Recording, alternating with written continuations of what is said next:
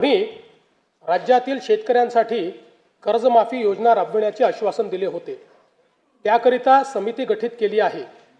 राज्यातील 30 सप्टेंबर 2025 रोजी पीक कर्ज थकीत असणाऱ्या पात्र शेतकऱ्यांना 2 लाख रुपयापर्यंत कर्जमाफी देणारी पुण्यश्लोक अहिल्यादेवी होळकर शेतकरी कर्जमाफी योजना मी आज जाहीर करीत आहे।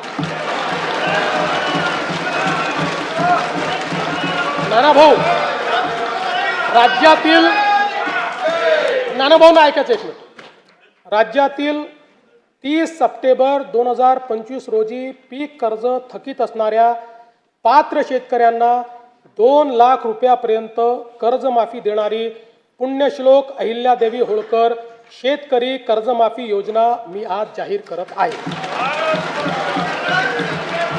जे शेतकरी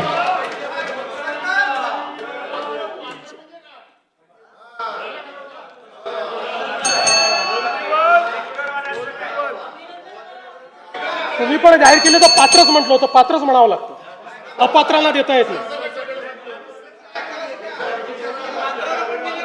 ऐका पुढे, अजून संपलं नाही आहे। अरे अजून संपलं नाही, थांबा रे बाबा, शांत बसा, शांत बसा।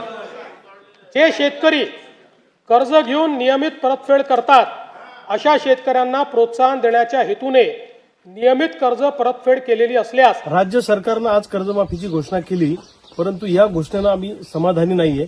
मुळामध्ये विधानसभा होऊन 1.5 वर्ष झाले, 1.5 वर्षानंतर कर्जमाफीची घोषणा होते। ते शेतकरी आंदोलनाच्या रेट्यामुळे ही कर्जमाफीची घोषणा सरकारला करावी लागली आणि 2 लाखापर्यंतचीच कर्जमाफी आम्ही करू असा निर्णय मुख्यमंत्र्यांनी आज विधानसभेच्या सभागृहामध्ये जाहीर केला। आमचं म्हणणं आहे की किमान 5 लाखापर्यंतच्या शेतकऱ्यांचं कर्ज माफ व्हायला पाहिजे आणि कुठलेही जाचक अटी आणि निकष त्यात नको, सरसकट कर्जमुक्ती झाली पाहिजे अशी आम्हा सगळ्या शेतकऱ्यांची मागणी आहे आणि त्यामध्ये कुठल्याही अटी शर्तीविना ही कर्जमाफी झाली पाहिजे अशी आमची मागणी आहे। आणि इथून पुढे सोयाबीनला उत्पादन खर्चावर आधारित भाव, कापसाला उत्पादन खर्चावर आधारित भाव, इतर शेती पिकांना उत्पादन खर्चावर आधारित भाव जर दिला तर पुन्हा कर्जमाफी मागण्याची वेळ येणार नाही। पण वारंवार जर सरकार सोयाबीन आणि कापसाच्या भावावर दरोडा टाकणार असेल तर पुन्हा कर्जमाफीची मागणी करावी लागेल।